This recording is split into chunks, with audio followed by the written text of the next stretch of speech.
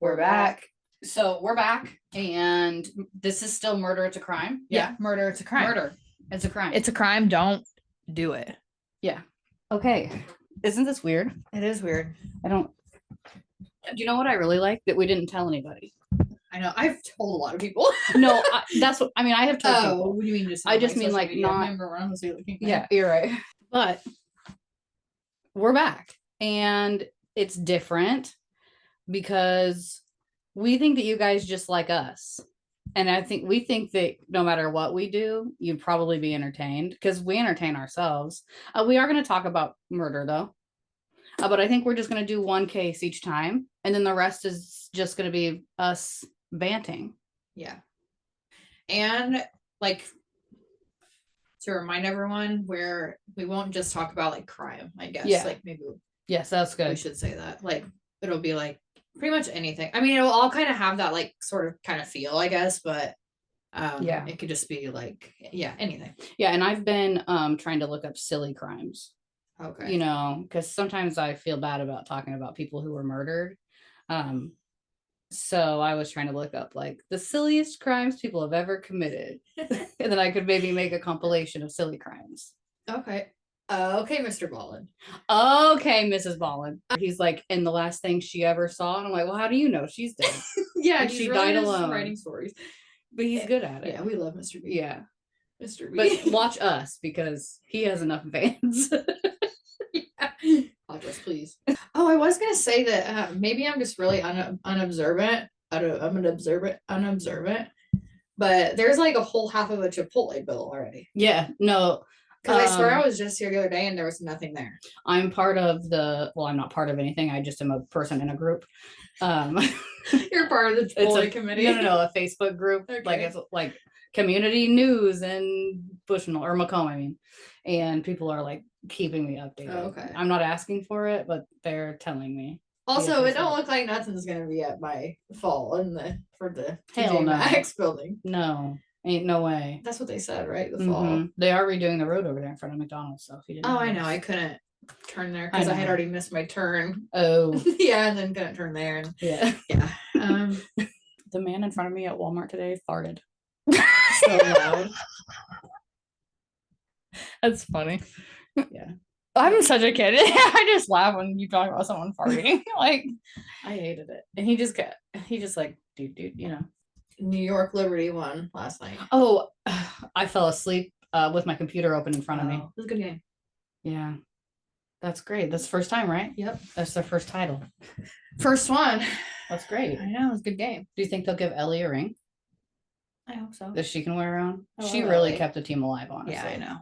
She's the star of their social media. Yeah, she is. I started watching hockey for real. Oh, okay. Like real. Who's your team? I'm leaning towards the Seattle Kraken, and I know what you guys are going to say. I know what you're going to say. However, I based it on, first of all, colors. They have to have a good color scheme, and I like that like blue and black they've got going on. Second of all, social media. Whoever runs our social media, good. Third of all, they are hot. It's unfortunate that they are hot because now I look like I'm just a fan of them because of book talk, which admittedly is why I wanted to get into hockey. But if you know me, you know that I don't do anything half-assed. So that means I will be a full-blown hockey fan probably by December. I'm gonna say December 1st. I'll know the rules of the game. So that's that. You want to get into it? Sure. Yeah. Oh, I do want to say this. I know this week's quality is probably not what you're used to seeing from us, but I hit many technical difficulties today, and literally everything I tried didn't work. So we are on webcam with one mic today. Yeah. Hoping it sounds okay, which I'm pretty sure it does. So hopefully next time I can get the camera to work and maybe two mics. This is Murder. It's a crime. Don't fucking forget it. But you know what we didn't do? What? We didn't tell them our names. Oh. And we know a lot of them know us. Right. But that's not how we need to be looking at this. We don't need to. That's what I'm saying. We don't need to be looking at this as, we don't have to do that because everyone knows this. We don't have to do this because that's not what I was saying. I'm saying we're acting like they know us, so we just didn't introduce ourselves. I'm Santana. And I'm Courtney. by the way. And this is Murder. It's a crime. Murder. It's a crime. Yep. Murder. Also, do you guys want merch? Okay, one episode back, we're making merch. I mean, I don't give a fuck. I don't give a fuck what y'all want. No. Yeah, I don't care if you make fun of us, but I'm wearing a shirt that says head, shoulders, knees, and toes. Okay, so do I know this one? You might. Okay. Yeah, you definitely. I'm pretty sure you probably do. Okay. Okay. But like maybe you just don't know like everything about it, I guess. Okay. I don't know. Okay. Yeah, by the way, this is like terrible. Oh, so this needs a trigger warning. It is a survival story though. Oh, okay. I do like a good survival. Yes, but I shouldn't say good. Yeah. Okay. Can I take a guess? What? Is it Elizabeth Smart? No, it's not. Okay. That's a good one though. That's probably a long one. That's a really good one. What was that? Your earring? So this is the abduction and survival story of Alison Botha. I don't. Okay, wait. Is this was on TikTok? I mean, maybe. And it's horrifying. Yeah. Okay, I don't know the details. I was gonna look at it and then I decided not to. Okay, so it's also I'm going in. Nothing. I don't know anything. Okay. There's no bad. I'm hoping I can read my actual handwriting. It gets so bad towards the end. Okay. Boy, this is so scary. We haven't done this in a long time. Know, and we just like jumped in. It's like not scary. It's just like. Well, it's not live. I can edit it. Oh, also another reason why I like wanted to do this one is because like there was something which I'll tell you at the end, but there was something recent that like happened with her. Oh. So anyways, okay. Alison Botha was born on September 22nd, 1967 in Port Elizabeth, South Africa. So, okay. South African case. Okay. All right. Her parents split before she was a teenager, and her mom was the main caregiver for her and her brother, Neil, who was only 18 months older than Alison. I love when it's like she had a normal childhood because it's like, what's that mean? I know. Anyways, she had a very normal child. Normal child. Normal. I know, not normal. Really sad. He could be okay. She served as head girl at the Collegiate High School for Girls in Port Elizabeth, which I looked up because obviously we don't have a head girl at our school. Just means like she's the senior female student who leads the student body and represents the school. Think Percy Weasley and Harry Potter. Yeah. Think president of student council. Okay. I don't know. No, they didn't really have that much responsibility. Okay. When she graduated, she studied to be a secretary before traveling around the world for 4 years. She returned to Port Elizabeth and began working as an insurance broker. Okay, real quick. What year was she born? I forgot. 1967. Oh, okay. Okay, so this is old. Well, this happened in 94, though. But yes, she was. Yeah, it's at this point she's older. Yeah. She's actually that's when mom was born, 67. Oh, you're right. So. You're right. Okay. Okay. In 1994, Port Elizabeth had a population of 900,000. It has beautiful beaches, very touristy. It's a popular vacation destination. Right, it was rated South Africa's most safe city, and it was nicknamed the Friendly City. Okay. To the day. The day. Yeah.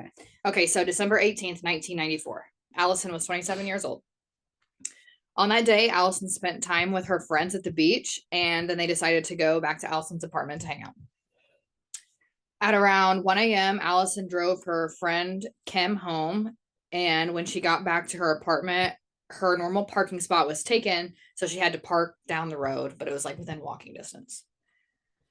Once she parked, a man with a knife forced his way into her car and then forced her into the passenger seat. Okay. He then shut the driver's side door and held the knife to her throat and said, "Move over or I'll kill you." He took control of her car and said, "I don't want to hurt you. I just want to use your car for an hour," which is like crazy because he just said, "Move over or I'll kill you." And then he's like, "I don't want to hurt you." So it's like kind of like, okay. While they were driving, Alison and her kidnapper made small talk. She was obviously like didn't want to make small talk, but like she's scared for her life. She tells the man that her name is Susan and that she has a boyfriend at home waiting on her, and he will start to worry about her soon. He tells her that his name is Clinton. Sorry, Clinton. Oh, It's actually not his name, though. oh So okay. he's So just both of them are lying. yes. Okay, got it. He tells her that his name is Clinton, and she tells him that she will not call the police if he just lets her go. He refused and said he wasn't going to hurt her. He then stopped at a second location and picked up an accomplice. They then drove to a secluded location just outside of Port Elizabeth, and it was like literally like not very far. Like on the map that it showed. Yeah, not very far. At the time, she obviously didn't know where they were, but like after it was all said and done, they were in a town called Nordhook, which I hope I'm really the most important things I am pronouncing right. The people who actually like did this, like I don't give a fuck if I don't say their names right. But for the most, all the other stuff, I'm pretty sure I'm pronouncing it right. It's a town called Nordhook, and then I wrote right here, trigger warning, because okay, yeah, okay. The men told Alison that they were going to rape her, and they asked if she was going to resist. She was obviously scared. I mean, whatever. And wanted out of the situation, so she said no, she would not resist. They then told her to remove her clothes, and the man named Clinton, the one that told her his name was Clinton, forced her to perform oral sex on him, and then proceeded to rape her. Then the accomplice did the exact same thing. Okay, they then suffocated her until she was unconscious. They stabbed her over 30 times in the abdomen and pubic area, disemboweling her. Surprisingly, Alison survived this, but they then slashed her throat 17 times. Once isn't good enough. No. One of the men said, "Do you think she's dead?" And the other one said, nobody could survive that. One of the men who attacked her was particularly fixated on destroying her reproductive organs, which is like kind of came out later. Obviously he's got like serious problems. I mean, obviously they both do, yeah. But yeah. After the attack, the two men drove away, and they threw like her belongings out of the car as they were driving. But what they didn't realize was Alison was still alive. When she finally came to, she had no idea where she was, obviously. She was naked and laying in sand. It's like all she could tell. Despite the pain she was in, she was able to write what she thought what her attackers' names were in the sand beside her. The names she wrote were Franz and Fiends. Franz and Fiends. Yeah. Okay. Under the name, she wrote, "I love you, Mom," which I know that's just like a sad detail, but okay. After writing this, she just laid there for a while. Obviously, yeah. She found the will to get up and could see headlights from the cars in the distance, and thought if she could just get to the road, that someone would stop and help her. Okay, she's disemboweled. And wait, I don't want to. I mean, I don't want to know. She tried to crawl at first, but she very soon realized that wasn't going to work. Yes, her organs are falling out. Yeah. So she stands also, up. Wait, how loose is her head on her neck, on her body? Hang on. So she stands up, and that's when reality hits her and how severe her injuries were. When she stands up, her head actually falls backwards. Oh, okay. Because of how many times her throat was slit. She had to hold it up as she walked.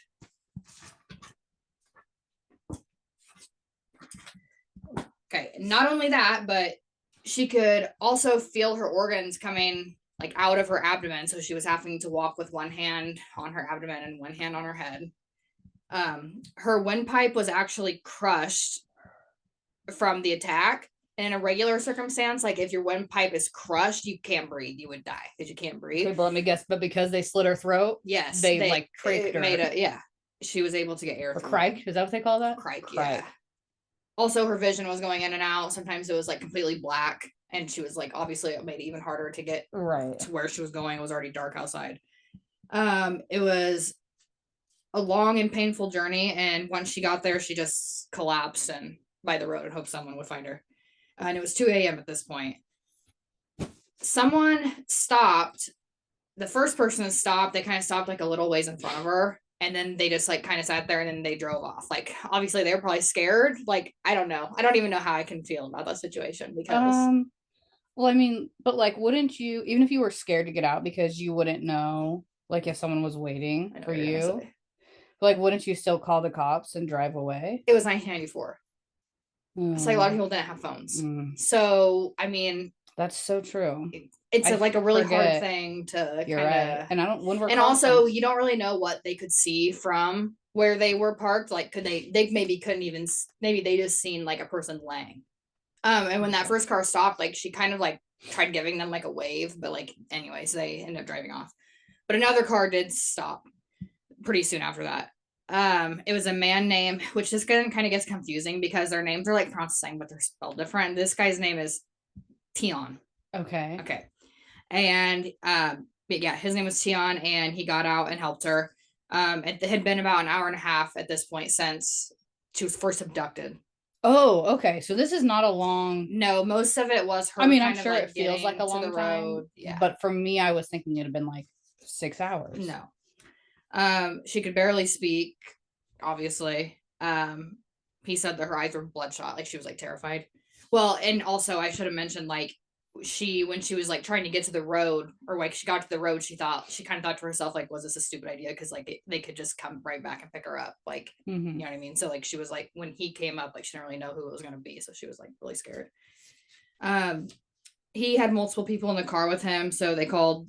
I put the emergency service. I don't know what they call it, and so whatever, they called the emergency services to come and help. And I wrote in 1994 that they were lucky. It was lucky that one of them had a phone. Yeah. Tion was a veterinary student, so he had kind of like a basic medical understanding. Obviously, like not a lot, but you know. Right. Enough that he was able to recognize and put her thyroid back in. Yeah, because like he could identify that that's what it was, and until the ambulance got there. Yeah. It took like a long ass time for the ambulance to get there. So like luckily that this guy had stopped, because like he was like, she couldn't talk, but he was like trying to keep her, like having her squeeze his hand like once for yes, twice for no, like keeping her like awake. So like if not, she probably wouldn't have made it. But anyways, he was able to do this and keep her awake because the emergency services, it took so long to get there. It took 4 phone calls and an hour and 45 minutes to get there and take her to the hospital.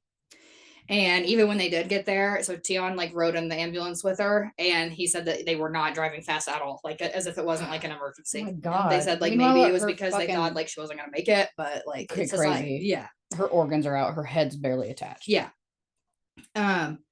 She finally got to the hospital, and one of the doctors said it was the most severe injuries that he had ever seen in his 16 years practicing. When he and his colleagues were assessing her, they realized she had been completely disemboweled and had parts of her small intestine like on top of her stomach. Oh, okay. Her abdomen was like contaminated with sand and charcoal, like from the beach. They realized she would likely never be able to have children. I mean, she was like, the general surgeon named Dr. Dmitry Angelov, he was completely shocked and said, quote, "It gives a striking impression of cruelty." The crime. Right. Yeah. Usually crimes do. They like quoted that like that was like, so like that just seemed like me like a really like profound statement in South Africa. Also, like maybe that there was something lost in translation. Maybe, yeah. The medical team did everything they could, despite the overwhelming likelihood that she was not going to make it out of surgery. Her thyroid had actually been not just out, but it was cut in half, which is really kind of like there's no chance of survival. Like, so the fact that she survived, like, yeah, it's, yeah. Her intestines were ruptured and punctured. But all of the stab wounds, being stabbed more than 30 times, missed any vital organ. That's crazy. Yeah. She was taken into surgery, and all of like the body parts that were injured, like had to be completely like decontaminated, like before they were even put back into place. She survived the surgery, and Dr. Angelov claimed it as a miracle. I would also. Yeah. I'm not even a doctor. I wrote amazing doctors, respect. Because I I was just gonna like make sure I Right. Amazing doctor. because like the ambulance was just like needed off because they thought that she was just gonna die, but they're like in the like they're like did their shit in the operating room. Yeah, they redemption. Yeah. Also no major blood vessels or nerves were severed in her neck despite 17. And like no infections between all the sand, like all that shit. Obviously she was not out of the woods. She just got out of surgery. She surprisingly remembered a lot of the details though from the attack and attackers. She was able to help police like pretty quickly to track them down. Dang. Not even 12 hours after her attack, she was awake in the hospital and able to communicate with police. She couldn't talk, but they were having her write stuff. They showed her pictures of potential suspects, and she like immediately pointed out two of the men, and their names were Franz and Tiens. Okay, so she was spot on. Sorry, I should say Franz Detroit and Franz Kruger. Franz and Franz? No, sorry. Franz Detroit. No, not Tian. No. Franz Detroit and Tiens Kruger. Tian. So there's two Tians. Yeah. Oh. Yeah, it's like a strange thing. Interesting. Okay. Maybe that could be a name like Jack or something. Right. Yeah. She was able to write their names on the photos. Like so they showed her one and she was able to know what his name was. Which one was which. Both had already previously been arrested for rape. And they were actually just like waiting their trial. Like they didn't have to be like bailed out. They were just able to be like out while they were just waiting. Franz had been arrested for the rape of 2 women, and Tians had been arrested for the rape of 1 woman. After she'd identified them by writing, they said it would make the prosecution against them stronger if she could verbally identify. Okay, sorry. There's some weird shit with the South African government. Okay. She was almost decapitated, so obviously that was going to be difficult. She had a ventilation tube attached to her lungs, so she couldn't talk with the tube in. The doctors did not want to do this. She needed to heal. They didn't want to take it out. So they talked to the doctors consulted Alison about it. And she said, I'll do it. If we have to do it, let's do it. I knew it. I knew this bitch was strong. Yeah. They removed it and she said their names and they attacked her. They were arrested on December 19th, 5 a.m. So it was like literally just the next day. Oh my God. They took that vent out the next day or that day, I guess. Yeah. So it would have been the whole next day. So this happened around 2 a.m. or like 1 in the morning, I guess. Like 1:30 in the morning. They didn't give her time to recover. And then they arrested them the next morning at 5 a.m. I know. It's crazy. I know. And then she was like, I guess if you got it, it's only been 24 hours. I know, like, God damn. They were arrested on December 19th, 5 a.m. on multiple offenses, including kidnapping, rape, and attempted murder. The media labeled them as the Nordhook Ripper rapists. Okay, hey, unpopular opinion, because I know we love to give things names, but we've got to stop making criminals cooler by giving them cool names. Yeah. The Ripper rapists? We can't. That's what makes their people get notoriety, and they're like, I'll go down in history, even if it's bad. Right. Sorry, tangent. Yeah, it's the way. Okay, police said that Franz seemed confused when he was being interviewed initially, and they told him he was being charged with attempted murder because he didn't think that she'd survived. Right. That's all he's confused about. He knew he did it. He's just confused. No, yeah. She's not dead? Yeah, he knew. Attempted murder? I killed her. They told him that Alison had survived the attack, and he said, quote, well, then there's nothing I can hide from you. She will obviously tell you everything that happened. Yeah. Okay. Then he pulled a bloodstained ring from his pocket and handed it over and said, this is Alison's. And they obviously tested it, and it was hers. Like a ring from her finger. Yes. Okay. He confessed to raping a pregnant woman 2 weeks earlier and gave them a knife he used in that attack. On December 29th, they appeared in court and were told that they were to undergo 30 days of psychiatric evaluation. During that time, they were held at Paulsmoor Prison. They indicated that they had indicated, like, they made it known that they were going to plead guilty. Like, they kind of like knew that they were going to plead guilty, but still the cops were trying to still collect any evidence of DNA that they, just in case they were to be like, not guilty. Okay. During all of this, Alison was still recovering and had to undergo more surgeries. She was discharged just before the new year, but had to go to the hospital every day to have her wounds treated. Her abdomen, I mean, despite her head almost being off, like her abdomen was the worst as far as recovery. She would have to have the wounds scraped until they bled in order for new cells to grow. She also had a plastic surgery, and she still deals with pain and complications today. March 23rd into the next year. So March 23rd, 1995. Pre-trial hearing. Okay. They're going up against 8 charges, multiple counts of abduction, indecent assault, and rape. Well, indecent assault? Yeah. Interesting way to say that. 1 count of attempted murder and 1 count of robbery. They because he stole the ring. I don't know, actually. Pled guilty, maybe her car. Oh. They pled guilty to all 8 charges. June 12th, 1995, the trial started.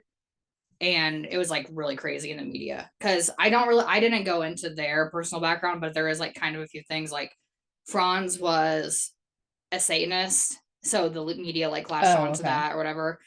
Franz's dad was also a police officer, and I believe it was Tion's that I guess he had like 3 nipples and he got bullied for it a lot. And there was this, I didn't write it down, but like they called him something which literally translated to 3 tit. Yeah. You know what? Honestly, you know what? He deserved it. 3 tit deserved it. Yeah. It's still one of the most high profile cases in the history of South Africa. To be clear, being a Satanist doesn't make you a rapist. Yeah, we just got to put that out there. Yeah, I have some more in here. He's just a rapist. Some crazy shit. Yeah, he was just trying to blame it on something. Yeah. Alison went to a clinical psychologist to assess her emotional state before the trial started. They stated that Alison did not express that, which this kind of at first sounds like kind of like out of touch because like obviously people deal with like things differently, but like this was an evaluation. This is what they evaluated. They stated that Alison did not express the typical feelings of a rape survivor, such as fear, anger, shame, helplessness, and disintegration. She appeared to be composed after the attack. This was due to her hardened personality style, they concluded. They classify into 3 types of responses. There's an expressed response, controlled response, and a shocked response. And they determined that she was in a prolonged state of shock. So she just had like no emotion to it. In South Africa at the time, okay, this is the crazy shit. Am I going to be upset? No, it's weird. Okay. In South Africa at the time, it was a law that the victim would have to put their hand on the attacker or perpetrator's shoulder and have their picture taken with them to prove that the victim was pointing out the right perpetrator in court. Like they would have to fucking trauma. My God. Family picture, like put my hand on Papa's shoulder. Fucking prom, Jesus. Oh my God. Well, they came up with a different way for her. And this is actually now the common practice. They would let her identify them through a one-way glass, which is now, like common practice, which like seemed like that makes sense. I can't believe that would ever. Yeah. Hey, who made that law? No, really. A man? Come on now. First day of trial, Franz and Tion's attorney quit due to like ethical reasons. Yeah. I just don't. I mean, like, I get it. Like, you can make good money being a defense lawyer. Yeah, but like it's crazy. I would have to draw the line somewhere. Yeah. Which I guess means I would not make a good lawyer. Yeah, I wouldn't be able to do it. Mm-mm. I'd be like, you're a fucking idiot. Yeah. Yeah. I'd be like, you're actually fucking kidding. And I gotta assume that, like, no, I'm not even gonna finish that statement because I want to edit it out. So never mind. The third day of the trial was like when Alison's portion started. The first 2 days were for the previous people, women that they had attacked. Yep. The third day of the trial was Alison's part, or like Alison's. That's not the right word to say. You know what I mean? Does she have to get up on the stand and? No, she doesn't. Okay. I don't think it didn't say. You do have to touch your rapist, but you do not have to testify. Yeah. Oh, sorry. See, again, I'm confused. The man Tion's the man who stopped to help. Savior Tion. Yes. He testified. Another woman who was almost a victim just the night before testified. They basically tried doing the same thing to her, but she like locked her door before they got in. Tions didn't give a testimony at trial. He pled guilty. He wasn't even going to try to Okay. which neither of them really did, but Franz did. He admitted to being a Satanist. He said it was a demon called Incubus who told him to rape all the women and murder Allison. Okay. He had asked for an exorcism before he was detained, and it was granted. And a pastor came and gave him one. A pastor, huh? That's what it said. Interesting. Officers that were there said he kept mentioning two main demons, Incubus and Succubus. Right. Of course. Yeah. According to the officer, he kept getting the two demons' names confused, which, like, that's right, because he's lying. Yeah. Like, at least get your story straight. Right. He gave detailed descriptions of all the rapes and assaults. Okay. They were both found guilty on all 8 charges, and Franz was found guilty on an extra 4 charges for the previous rape. On August 7th, 1995, 2 months after South Africa abolished the death penalty, Franz was given 3 life sentences without parole. So that was 1 for each rape. Mm-hmm. And Theon's was sentenced to 1 life sentence with no parole. In June 2011, legislation came into effect in South Africa where anyone who had been given a life sentence, if they had already served 13 years and 4 months, that they would have the opportunity for parole, which would be them. But they did not. They still have not. They're still line board. There was a petition signed, obviously. Hopefully that. I got fucking chills. Yeah. Franz's father, who was a police officer, he ended up taking his own life because he could not bear with what his son did. Okay. Alison has made it her mission to share her story around the world and is a motivational speaker now. Okay. At first, she would talk about it to combat her depression, and then it turned out to be something she was actually really passionate about. She released a book and a documentary. Okay, and a documentary. Yeah. Where can we find that? I'll look it up before we're done. Okay. I'll tell. In 1997, she got married to a man named Tien. No, it's a Tien. No, Tien. And in 2003, she gave birth to a child. Yeah. She had a baby. Yeah. And then gave birth to another child in 2006. Daniel and Matthew. I can't even believe she was able to have a baby. I know. Tion, the man who stopped and helped Allison, ended up becoming a doctor.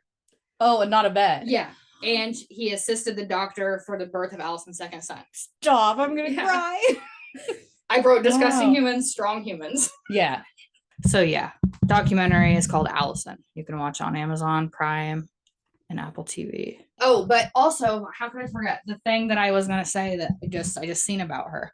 Oh, She just recently had a brain aneurysm. oh So my God. Was undergoing surgery a few days ago, but I haven't heard anything. So I'm guessing hoping everything went well with that. Shared on social media.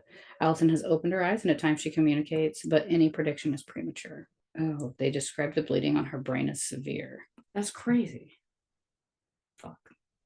That was a good one. Those are good notes. You think so? Oh, yeah, for sure. They're good notes. Mm-hmm. Yeah, I kind of went crazy on that one. Mhm. Well, and that wasn't even a long one compared to some of the other ones. Yeah. So, did you guys like that? Yeah. So what now? We did it. We did it. Welcome back to us. And welcome back to you guys. Yeah. Thanks for watching this far. We really want this format to be loose. We want it to be just like a quick check-in. We don't want it to be super long. I don't want it to stress either of us out. Yeah.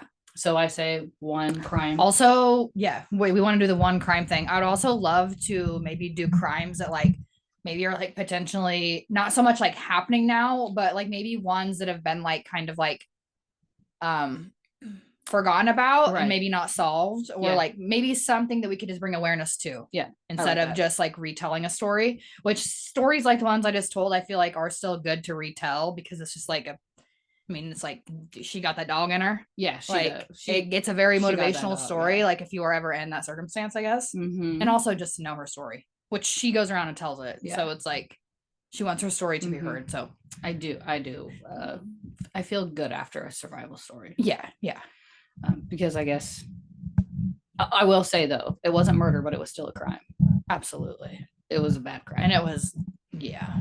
I can't stop thinking about her 17 throat slashes. I know. And still living. And then having to hold her head up. Yeah. Actually, I just don't like intestines. That's what I hate that. Yeah. I'm okay with organs, but intestines bother me. We're gonna try to keep it silly too. Yeah. Keep it light. Again, that's why we kind of just want to do one per episode. Yeah. It gives us more time to like talk. It doesn't make it as stressful to try to get it done, because I mean, it is still kind of a lot of work, even though you're just retelling a story. Yeah. Like, because it's it's a lot of work. I would agree. Yeah. Obviously, we've done this before. It's a lot. Yeah. I think we made it like 2 episodes last time. Right? Yeah, and they're not even up anymore. They're not? No, because the host that the podcast was on did something and now they're gone. Oh. And I don't have hard copies. Yeah, you're right. I was actually trying to look for them the other day. Yeah. Now I realize. Our show is still published on Apple. Yes. But there are just no episodes. Oh, that's another thing. So where are they listening to this at? They're gonna be able to listen to it anywhere podcasts are found. There you go. And this is visual also. I'll put it up on YouTube. I have had a lot of people. We keep trying to. I know. I have had a lot of people tell me over the last couple of years, like, that we should start doing this again, like whether it be this or our YouTube channel, which the YouTube channel was really fun. It was. I just feel like YouTube, unless you're an established channel, people aren't watching YouTube. Like no, I mean, obviously TikTok is really what it is now. Which I have enough followers. I can do longer videos on TikTok. So. Right. And my followers are, can I tell you who my followers are? They are catfishes. Oh. They are old men who want to be my sugar daddy, but they're clearly not who they are. That's like the scam they're playing. Right. So like their picture is one thing, their username is another, and their @handle is a whole other name. Oh my God. But it gets me followers and some of them favorite my videos. Also, so ratings are ratings, you know? I have a PSA. Okay. King Dong. Oh my God. If you're watching this, King Dong, reveal yourself. please, because we think You've been a little we're silent someone. here lately. Yeah, I think they changed their username. I think so too. I have a feeling it's that person who still constantly views my profile. And I've follow requested them and they will not respond, but they continue to view my profile. Yeah. We believe that it's somebody that we know and they're like silent haters. They comment some pretty absurd things. Yeah. But they haven't since that time. They commented on my mom's video of her skipping and said break a leg. Yeah. Yeah. I also posted a video and I was like, she's a 10 but addicted to nose spray. And they were like, not even close to a 10. And I was like, that's the joke. So thank you. Yeah. So thank you. And then they called someone in the comments. They were like anorexic or something. Yeah. Yeah, crazy. So fuck you, King Dong. Yeah. I think it's an adult. I think it's an adult man. Me too. Adult man hater. I can actually say who I think it is, but I'm not gonna say it. Okay, I'll cut it out. Oh my God, I forgot about that. Yeah, because it's possibly a murderer. Yeah. Also, murder, it's a crime. That's irrelevant. Stalking, it's a crime. God.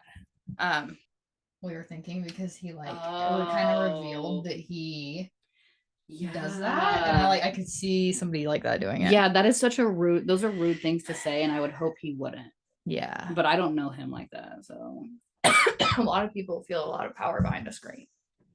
Sometimes I feel like maybe I just think I don't know. Sometimes I feel like I have really strong intuition on things. Yeah. Also, sometimes I think that I'm a little bit full of myself, and I'm like, maybe not. Maybe it is just like a scammer that is. I mean, I guess, but but then people at the bar can't wait to see what you do next. You know, people be gassing me up. So. Right.